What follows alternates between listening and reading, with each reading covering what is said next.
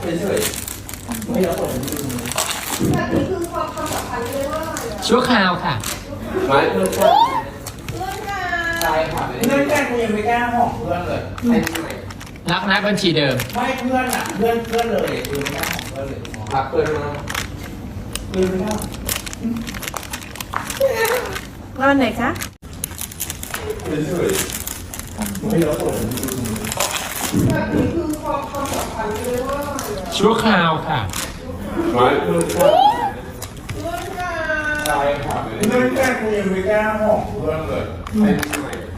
รักนะบัญชีเดิมไม่เพื่อนอ่ะเพื่อนเลยกูไม่กล้าหอกเพื่อนเลยรักเพื่อนมากเพื่อนไม่กล้